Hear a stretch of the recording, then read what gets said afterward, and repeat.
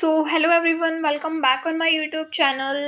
आज की वीडियो में हम डिस्कस करेंगे कि लास्ट 10 डेज़ जो है अराउंड अप्रॉक्सीमेटली आपके बचे हैं एग्ज़ाम के लिए। तो इस टाइम पर आपको क्या करना चाहिए, ठीक है, किस तरीके से आपको तैयारी रखनी चाहिए कि आपके जो एग्ज़ाम है उसके अंदर आपकी जो स्कोर है वो अच्छा आ जाए और आपको कोई ना कोई गवर्नमेंट कॉलेज मिल जाए, ठीक है। तो लास्ट 10 डेज़ में आपको क्या क्या करना चाहिए, किस तरीके से पढ़ना चाहिए, ये सब इस वीडियो में हम डिस्कस करने वाले हैं, ठीक है। तो 10 दिन इसलिए बोल रही हूँ क्योंकि अभी जैसे आपका जो एग्ज़ाम है बेसिकली वो मान के चला जा रहा है कि लगभग 11 अगस्त के आसपास क्या है आपका एग्ज़ाम हो सकता है। वैसे कोई ऑफिशियल अनाउंसमेंट तो अभी RUHS ने किया नहीं है, बट मानने में यही आ रहा है। तो आप लोगों को क्या करना है इन 10 डेज़ में, पूरी स्ट्रेटजीज मैं बताने वाली हूँ। तो प्लीज़ इस वीडियो को एंड तक ज़रूर देखना। ये वीडियो जो है सबके लिए हेल्पफुल रहने वाली है, चाहे किसी ने पढ़ा हो या नहीं पढ़ा हो, सब कुछ बताऊंगी। केमिस्ट्री, फिजिक्स, बायोलॉजी, इन तीनों सब्जेक्ट्स को कैसे आपको पढ़ना है, सब कुछ, ठीक है। सबसे पहले मैं आपको बता देती हूँ इस वीडियो में हम क्या क्या चीज़ें जो है इंक्लूड करने वाले हैं। सबसे पहले हो गया आपका रिवीजन कैसे करनी है, ये मैं आपको बताऊंगी कि इन 10 दिनों में आपको रिवीजन भी कैसे करनी है। प्रैक्टिस करने का सही तरीका क्या है, ये दूसरा इम्पोर्टेंट पॉइंट है। उसके बाद आता है कितने घंटे आपको पढ़ना चाहिए इस टाइम पर, और एक दिन में कितने सब्जेक्ट्स को पढ़ना चाहिए, चाहे फिजिक्स हो, केमिस्ट्री हो, बायोलॉजी हो, किस तरीके से एक दिन में पढ़ना है, ठीक है। किस लेवल के क्वेश्चन प्रैक्टिस करने हैं इस टाइम पर, क्योंकि ये जो टाइम है आपका बहुत प्रीशियस टाइम है, और आप अगर हार्ड लेवल के क्वेश्चन प्रैक्टिस कर रहे हो तो आपके लिए बेनिफिशियल नहीं है। तो मतलब पूरा जो है इस वीडियो में आपको आपको जो 10 दिनों में करना है वो मैं आपको पूरा इजीली एक्सप्लेन करूँगी। तो वीडियो को एंड तक ज़रूर देखना, ठीक है। PYQs कितने करें ये भी मैं आपको बताने वाली हूँ, साथ ही में क्या क्या इंपॉर्टेंट टॉपिक्स क्या इंपॉर्टेंट टॉपिक्स पहले करें, जो भी कोई भी इंपॉर्टेंट टॉपिक्स हो, चाहे फिजिक्स, केमिस्ट्री या बायोलॉजी हो, तो क्या उन्हें पहले करना चाहिए या फिर किस तरीके से जो है क्या करना है। तो ये पूरा क्वेश्चन एक्सप्लेनेशन मैं आपको देने वाली हूँ, साथ ही में एटसेट्रा भी है। मतलब इसके अलावा और भी कुछ आपके जो डाउट्स है, क्वेश्चंस है, वो भी इस वीडियो में एक्सप्लेन होने वाले हैं। तो वीडियो को एंड तक देखना, और जिन्होंने अभी तक कुछ भी नहीं पढ़ा है उसके लिए भी ये वीडियो हेल्पफुल रहने वाली है, तो एंड तक ज़रूर देखना, ठीक है। सबसे पहले है रिवीजन कैसे करें। रिवीजन करने का सही तरीका क्या है वो मैं आपको बताती हूँ। रिवीजन आपको इस तरीके से नहीं करना है, जैसे मान लो अभी हम बायोलॉजी की बात कर रहे हैं।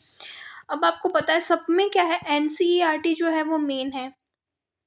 NCERT जो है आपका क्या है, मेन है। NCERT जो है, चाहे वो बायो है, फिजिक्स है, केमिस्ट्री है, सबकी अलग अलग अपना पॉइंट ऑफ व्यू है, लेकिन बायोलॉजी की NCERT से बाहर कुछ भी नहीं आता है। तो NCERT इस टाइम पर बहुत इंपॉर्टेंट है। अब रिवीजन कैसे करनी है, सबसे पहले हम बायोलॉजी की अगर हम बात करें तो बायोलॉजी के अंदर आपको ऐसे नहीं है कि पूरी A to Z लाइन है उसको ऐसे बार बार पढ़े जा रहे हो या फिर उसकी बस रीडिंग लिए जा रहे हो। जो इम्पोर्टेंट है आपने पहले से ही उसमें मार्क करके रखा होगा अपनी NCERT में, किस तरीके से क्वेश्चंस जो है। अब कोई ऐसा होगा कि आपको क्वेश्चन गलत हो जाता होगा अगर आप प्रैक्टिस कर रहे हो, या फिर ऐसा कुछ होता होगा आप भूल जाते हो, तो वो आपने मार्क कर रखे होंगे NCERT में, है ना। तो आपको उन्हें पढ़ना है, और रिवीजन का जो टाइम है वो भी आपको अच्छे से यूटिलाइज करना है। कि ऐसे नहीं है कि आप अगर बायोलॉजी का एक चैप्टर को रिवाइज कर रहे हो तो आप उसको पूरा पूरा कितने घंटे लगा रहे हो, 2 घंटे एक चैप्टर को रिवाइज करने में ही लगा रहे हो, तो ये आपकी सबसे बड़ी गलती है इस टाइम पर, ठीक है। तो रिवीजन ऐसी करनी है जो क्विक हो, फास्ट हो, और सब कुछ उसमें आप इजीली स्मार्ट वर्क के साथ अपना रिवाइज कर पाओ उस भी जो भी आप टॉपिक को उस डे पे डिसाइड किया है। दूसरा, अगर आप फिज़िक्स की बात करें तो फिज़िक्स में जो है NCERT को रीड करना है नहीं। फिज़िक्स में तो जो भी आपने पढ़ रखा है चैप्टर या जो भी इसके नोट्स बना रखे हैं आपको वो पढ़ने हैं, जो नोट्स आपने लिख रखे हैं जहाँ कहीं से भी आपने वो पढ़ा हो, ठीक है। या फिर आपने साथ ही में उसमें जो भी NCERT के लास्ट में जो मैंने आपको पहले भी बताया हुआ है, समरी दी हुई है, पॉइंट्स टू पॉन्डर दिए हुए, डायमेंशंस, यूनिट की टेबल बनी हुई है, वो सब अच्छे से आना चाहिए। अब ऐसा नहीं है कि आप ना सब कुछ इसमें रटना चालू कर दो फिजिक्स में, अगर किसी ने पढ़ा नहीं है तो। और फिज़िक्स एक ऐसी है कि आपको इसमें रटने से कुछ होगा भी नहीं और ना ही आपको कुछ समझ आएगा। अब जैसे डायमेंशन फ़ॉर्मूला है, वो अगर आप फ़ॉर्मूला आता होगा तो ही आप डायमेंशंस निकालना सीख पाओगे। तो डायमेंशन जिसको नहीं निकालने आते वो निकालना सीख लो, क्योंकि एग्ज़ाम में पक्का 1 या 2 क्वेश्चन डायमेंशन के ऊपर आएगा, ठीक है? तो ये आपको आना चाहिए। और केमिस्ट्री में भी मैं आपको इंक्लूडेड टॉपिक्स जो हैं, जो किस तरीके से है, मैंने पहले वाली वीडियोस में कवर किया हुआ है। तो फिज़िक्स, केमिस्ट्री और बायोलॉजी तीनों को अच्छे से आपको रिवीजन करना है। मेरा कहने का मतलब इतना है कि रिवीजन जो है आपको ऐसे नहीं करना कि 1-2 घंटे में एक चैप्टर रिवाइज करे हो। ईज़िली और क्विक रिव्यू करना है आपको चैप्टर्स का। सबसे पहला ये जो क्वेश्चन था, आई थिंक ये सबका क्लियर हो गया है कि आपको रिवीजन किस तरीके से करना है। शॉर्ट और क्विक करना है। और क्विक का मतलब ये नहीं है कि जल्दी जल्दी में जो इम्पोर्टेंट चीज़ है वही छोड़ दी, सब कुछ क्विक रिवीजन करना है, रिव्यू लेना है एक आपको, ठीक है। उसके बाद है प्रैक्टिस करने का सही तरीका क्या है, ठीक है। प्रैक्टिस करने का सही तरीका इस टाइम पर ऐसा है कि अब आपको क्वेश्चन प्रैक्टिस ऐसे नहीं है कि आपका जब मर्जी आई क्वेश्चन लगाना स्टार्ट कर दिए। मोस्टली बच्चों को इतना, जैसे फिजिक्स की बात करें, केमिस्ट्री की बात करें और बायोलॉजी की बात करें, बच्चों को बायोलॉजी अच्छी लगती है, ज़्यादातर बायोलॉजी के क्वेश्चन ही सोल्व करते रहते हैं। फिजिक्स केमिस्ट्री पे ध्यान नहीं देते हैं, पागलों की तरह लगे रहते हैं पूरे दिन में सिर्फ इतने क्वेश्चन करें। ऐसा नहीं करना है बिल्कुल भी। आपको क्या करना है, बायोलॉजी, फिजिक्स, केमिस्ट्री तीनों को इम्पॉर्टेंट वेटेज है, क्योंकि तीनों में लगभग ऑलमोस्ट क्वेश्चन सेम ही आएंगे। बायोलॉजी में सिर्फ एक क्वेश्चन एक्स्ट्रा आएगा, वेटेज सबका सेम है, तो आपको टाइम भी सबको बराबर ही देना है, ठीक है। तो प्रैक्टिस करने का सही तरीका ये है, जैसे आपको, जैसे एग्ज़ाम में 2 घंटे मिलते हैं पेपर में, है ना, ऐसे ही आपको यहाँ पे भी टाइम लगा करके क्वेश्चन प्रैक्टिस करने हैं। आपको मान लो बायोलॉजी के आप 34 क्वेश्चन कर लो एक दिन में, चाहे आप कोई भी टॉपिक के कर रहे हो, चाहे आप कोई एक ही चैप्टर को क्यों ना कर रहे हो। जैसे एक ही चैप्टर ले लिया मान लो आपने बायोलॉजी का, और एक चैप्टर केमिस्ट्री का, एक चैप्टर फिजिक्स का, एक दिन में अगर आप ऐसे कर रहे हो तो आप क्या कर सकते हो, अपना केमिस्ट्री, बायोलॉजी और फिजिक्स का तीनों का एक एक एक चैप्टर कर रहे हो, मतलब आपके एक दिन में 3 चैप्टर अच्छे से हो पा रहे हैं, और वो भी according to the RUHS pattern, तो आपके लिए बेनिफिशियल रहेगा। तो प्रैक्टिस करने का सही तरीका यही है कि 2 घंटे का टाइमर सेट करके ही आपको क्वेश्चन प्रैक्टिस करने हैं। ऐसे नहीं है कि जैसे आप कोई क्वेश्चन लगा रहे हो, आपको आया नहीं, आपने देख लिया बाहर से कि क्वेश्चन कैसे होता है, फिर अच्छा ऐसे होता है, और फिर बाद में आके आपने वहाँ पर, आप भूल ही जाओगे आपने गलती क्या की है। इसीलिए आपको आंसर साथ साथ नहीं देखनी है, आखिरी में ही देखना है, टाइमर सेट करके ही इस टाइम पर करना है। देखो, धोखा आप किसी को नहीं देते हो, अपने आप को धोखा देते हो अगर आप इस तरीके से क्वेश्चन प्रैक्टिस नहीं कर रहे हो तो, है ना। क्योंकि आपको अपना लेवल जो है इस टाइम पे पता होना चाहिए कि आप अभी कहाँ स्टैंड कर रहे हो। तो दूसरी बात ये हो गई है आपकी क्वेश्चन प्रैक्टिस करने का सही तरीका, टाइमर सेट करने का है, ठीक है। उसके बाद कितने घंटे पढ़ना है, ये जो है एक बहुत बच्चों का डाउट होता है। मेरे पास बहुत सारे टेलीग्राम पे मैसेज आते हैं, दीदी हमें बताओ कि किस तरीके से है, कितने घंटे हम पढ़ें कि हमारा RUHS में सिलेक्शन हो जाए। तो ऐसा है कि घंटे जो है वो मैटर नहीं करते हैं, ये जो है मोस्ट इम्पॉर्टेंट लाइन है। जो आवर्स हैं वो मैटर नहीं करते हैं। कोई बच्चा 8 घंटे पढ़कर भी जो है 70 नंबर लाएगा, और कोई बच्चा 5 घंटे पढ़कर भी 80 नंबर ला सकता है। तो मैटर नहीं करता कि भाई उसने तो कम पढ़ा फिर भी उसके इतने मार्क्स आ गए, और मैंने इतना ज़्यादा टाइम पढ़ा, मतलब इतने घंटे पढ़े एक दिन में और फिर भी मेरे इतने मार्क्स आए। तो मार्क्स जो है वो डिपेंड नहीं करेगा कि आपने कितने घंटे पढ़ा, डिपेंड इस पे करेगा आपने उसको कैसे यूटिलाइज़ किया। इस बात को आप हमेशा याद रखना, यूटिलाइज़ कैसे किया आपने टाइम को, वही मैटर करेगा।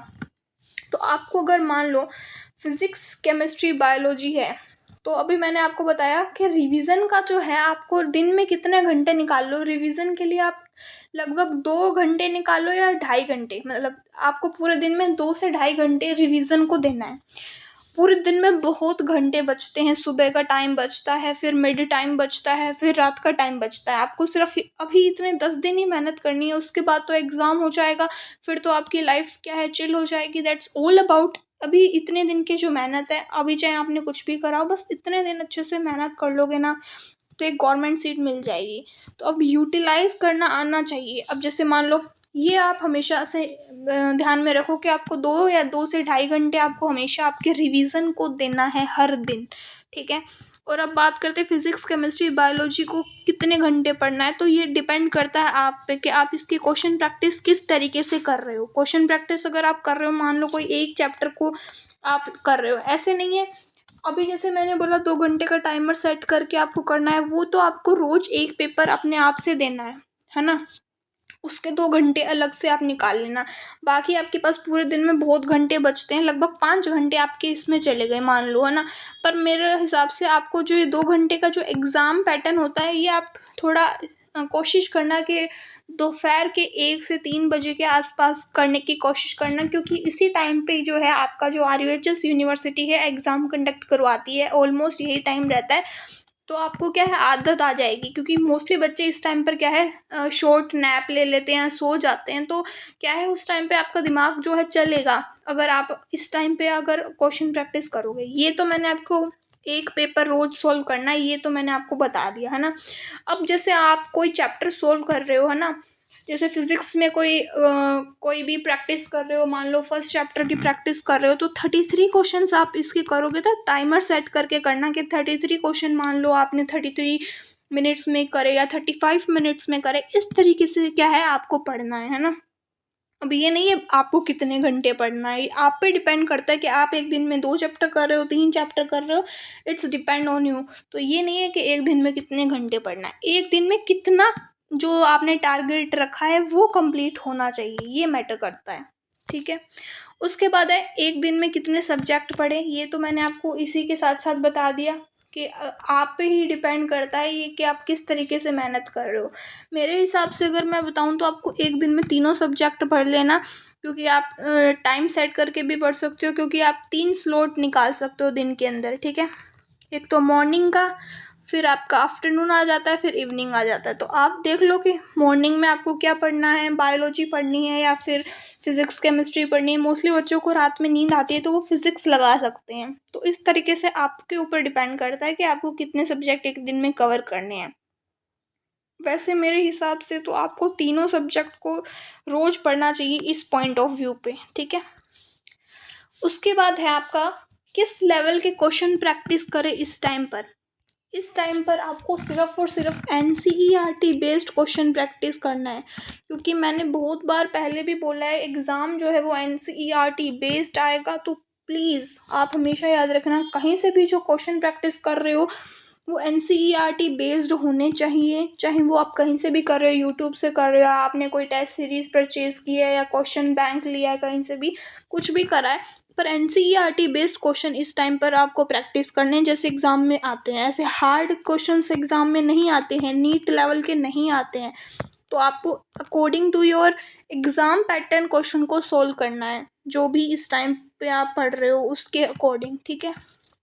नेक्स्ट क्वेश्चन है PYQs कितने करें। अब PYQs जो है आप देखो, PYQs जो है पहले तो है ना 11th का भी आता था और 12th का भी आता था। जैसे हमारा जो है सेशन 21-22 का सेशन है, हमारे टाइम पर 11th और 12th का दोनों का सिलेबस आया था, और उसके बाद से जो है सिर्फ 12th का आने लगा। तो 2 साल से अभी क्या है लगभग जो है 12th का पैटर्न आ रहा है ना। तो अभी जो लास्ट 2 ईयर के पेपर हैं वो तो आप अच्छे से सोल्व कर लेना, और जिसने भी इनको अभी सोल्व नहीं कर रखा है तो आप मेरे यूट्यूब चैनल पर मैंने एक प्लेलिस्ट भी बना रखी है, आप देख सकते हो। मैंने उस पर सारे जो है आपको फिजिक्स केमिस्ट्री बायोलॉजी के लास्ट ईयर के जो भी क्वेश्चंस है PYQs वो सोल्व करवाए हैं, ईजीली एक्सप्लेनेशंस भी दी है, तो जिसने नहीं करा है वो अभी कर सकता है। और दूसरा PYQs कितने करने हैं, तो लगभग 2 साल के तो पूरे कर लेना, और उससे पहले वाले में सिर्फ और सिर्फ क्लास 12th वाले आप देख लेना, ठीक है। जो 11th वाले हैं वो आप छोड़ सकते हो। तो लगभग 4 या 5 साल के आपको PYQs इस टाइम पर कर लेने हैं, ये आपको हमेशा याद रखना है। उसके बाद है कि इम्पोर्टेंट टॉपिक जो है वो पहले करें। अब देखो इम्पोर्टेंट टॉपिक इस टाइम पर क्या हो सकते हैं। इम्पोर्टेंट टॉपिक जो है मैंने इस पे पहले भी वीडियो बनाई है कि फिज़िक्स केमिस्ट्री बायोलॉजी में बहुत कम टॉपिक्स हैं, क्योंकि बहुत ज़्यादा टॉपिक्स जो है लगभग आपके हटा दिए हैं सिलेबस से। तो सभी चैप्टर इम्पोर्टेंट है। अगर आपको 70+ मार्क्स लाने हैं या 75+ मार्क्स लाने हैं तो उसके लिए आपको सभी चैप्टर्स पढ़कर जाने होंगे, ठीक है। तो ये बात हमेशा याद रख लेना। इम्पॉर्टेंट टॉपिक्स पहले करें, तो इम्पॉर्टेंट टॉपिक्स सभी हैं, A to Z is important for your government seat. Next question है, क्या सेफ स्कोर रहेगा गवर्नमेंट कॉलेज के लिए? अगर आप गवर्नमेंट कॉलेज चाहते हो तो 70+ तो मान के चलो, 75 अगर लाते हो तो बहुत अच्छा होगा, और मार्क्स इसके अकॉर्डिंग जो है आपको अच्छा गवर्नमेंट कॉलेज मिल जाएगा। मोस्टली स्टूडेंट मुझसे पूछते, दीदी आपके मार्क्स तो 71 आए थे, तो आपको RUHS कॉलेज कैसे मिला? हमारा जो सेशन है वो क्या है, 2021-22 का सेशन है, तो उस टाइम पर क्या है, 11th 12th दोनों आते थे, और उस बेसिस पे जो है कट ऑफ भी ज़्यादा नहीं जाती थी हमारे लेवल के, ठीक है। तो उस टाइम पर जो है हमें कॉलेज अलॉट हो गया था। तो अब का जो कंपटीशन है वो बढ़ता ही जा रहा है, हर साल कट ऑफ बढ़ रही है, तो आप याद रखना कि इस साल भी कट ऑफ क्या है, बढ़ सकती है। तो सेफ स्कोर जो है 75+ मान के चलो, क्योंकि लास्ट ईयर जो कट ऑफ गई थी उसके बेसिस पर तो RUHS कॉलेज में 86 के अराउंड तो OBC की गई थी। तो हम सोच के चलो कितना हाईएस्ट लेवल ऑफ कंपटीशन चल रहा है इस टाइम पर। ये हमने अब बता दिया क्या स्कोर रहेगा। उसके बाद है कट ऑफ क्या रहेगी। कट ऑफ मैंने आपको बता दी थी, जो वीडियो मैंने बनाई थी पूरी कट ऑफ से रिलेटेड, उसकी भी मैं लिंक जो है डिस्क्रिप्शन में दे दूँगी, जिसने भी नहीं देखी है वो देख लो। जो कट ऑफ है वो आप यही मान के चलो कि 75+ या 70+ तो आपको स्कोर करना ही है, अगर अच्छा गवर्नमेंट कॉलेज चाहिए तो, है ना। नेक्स्ट क्वेश्चन इज इम्पोर्टेंट काम जो सबको करना है इस टाइम पर। हाँ, जो इम्पोर्टेंट काम है जो सबको करना है इस टाइम पर वो मैं बता देती हूँ आपको। जैसे बायोलॉजी है, पहले बायोलॉजी की बात कर लेते हैं। बायोलॉजी में क्या करना है, सबसे पहले NCERT में से जो आपको मैंने रिवीजन का तरीका बताया है, NCERT पढ़नी है। क्वेश्चन प्रैक्टिस बायोलॉजी की आपको जो है NCERT बेस्ड क्वेश्चन प्रैक्टिस करनी है। और जैसे कि जेनेटिक्स वगैरह, इवोल्यूशन, रिप्रोडक्शन, बायोटेक्नोलॉजी, ये जो है इम्पॉर्टेंट टॉपिक्स है, तो इनको अच्छे से देख लेना है। ये बायोलॉजी की बात है जो मैंने अभी आपको बताई है। अब हम बात कर लेते हैं आपकी फ़िज़िक्स और केमिस्ट्री की। अब फिज़िक्स की अगर हम बात करें तो फिज़िक्स में इस टाइम पर तो आपको फॉर्मूला सभी चैप्टर के अच्छे से याद होने चाहिए, ठीक है। थ्योरेटिकल कॉन्सेप्ट ही ज़्यादा आते हैं, formula based question directly question आपको एग्ज़ाम में देखने को मिलेंगे। और साथ ही में जो है NCERT के हर चैप्टर के लास्ट में समरी दी होती है, पॉइंट्स टू पॉन्डर दिए होते हैं, वो आपको पढ़ लेने हैं। और एक ऐसी टेबल आपको दिखेगी जिसके अंदर आपको डायमेंशंस लिखे हुए होंगे, है ना। अभी मैं आपको दिखा भी देती हूँ। सो ये रहे आपके जो समरी है, कोई भी चैप्टर है जैसे उसके पीछे जो है वो समरी दी होती है हर चैप्टर में, हिंदी मीडियम हो, इंग्लिश मीडियम हो, कोई भी स्टूडेंट हो, तो वो आपको समरी जो है वो अच्छे से देख लेनी है। उसमें जो है इम्पोर्टेंट टॉपिक्स जो है वो कवर किए होते हैं समरी में, और फॉर्मूलाज भी लिखे हुए होते हैं, तो ये आपको अच्छे से देख लेना है। उसके बाद है आपका इसके अंदर एक और टॉपिक जिसके अंदर जैसे कि ये वाली टेबल जो मैं आपको बता रही, ये जो टेबल है वो बहुत इंपॉर्टेंट है। मैंने हर वीडियोस में जो है आपको ये बताया कि ये तो आपको करके ही जाना है, चाहे आप कुछ और ना करो, आपको डायमेंशंस निकालने आने चाहिए, ऐसा यूनिट पता होनी चाहिए, ठीक है। तो जैसे डाइपोल मूवमेंट को सिंबल क्या होता है और उसके डायमेंशंस क्या है और उसकी यूनिट क्या है, इस तरीके से क्वेश्चन जो है पूछ जाते हैं। कई बार ऐसा क्वेश्चन भी आ जाता है कि ये वेक्टर क्वांटिटी है या स्केलर क्वांटिटी है, तो ये आपको आना चाहिए। तो ये टेबल जो है हर टॉपिक के पीछे दी होगी, हर चैप्टर के पीछे, वो आपको अच्छे से कर लेनी है। उसके बाद ये वाला जो टॉपिक है इसमें पॉइंट्स टू पॉन्डर, ये भी आपको हमेशा पढ़ के जाने हैं, ठीक है। हर चैप्टर के पीछे ये दिए होते हैं, तो ये आपको अच्छे से कर लेने हैं। फिज़िक्स में आपको सिर्फ इतना ही करना है जो मैंने आपको भी बताया है। एक तो मैंने बता दिया आपको इसकी समरी देख लेनी है, दूसरा मैंने बताया आपको इसके जो ये टेबल है वो देख लेनी है, पॉइंट्स टू पॉन्डर आपको देख लेना है, और फॉर्मूला रिवीजन करना है इस टाइम पर, नोट्स रिवीजन करना है, और क्वेश्चन प्रैक्टिस करनी है। यही इंपॉर्टेंट चीज़ है जो आपको करनी ही करनी है, ठीक है। तो अगर हम बात करते हैं अगर आपकी केमिस्ट्री सब्जेक्ट की, तो केमिस्ट्री को हमने 3 टाइप से डिवाइड करा है, इनऑर्गेनिक, ऑर्गेनिक और फिजिकल केमिस्ट्री। तो फिज़िकल केमिस्ट्री के जो स्टार्टिंग के जो चैप्टर्स हैं आपके, जैसे सॉल्यूशन है, इलेक्ट्रोकेमिस्ट्री, केमिकल काइनेटिक्स, इसमें क्या करना है आपको, जो भी आपने नोट्स बनाए हैं वो, और साथ में इनके फॉर्मूले आपको अच्छे से आने हैं। इसके एनसीईआरटी में जो भी ये इंडेक्स क्वेश्चन दिए हैं वो आपको नहीं करने हैं, फिजिकल केमिस्ट्री के नहीं करने, ये थोड़े लेंथी होते हैं।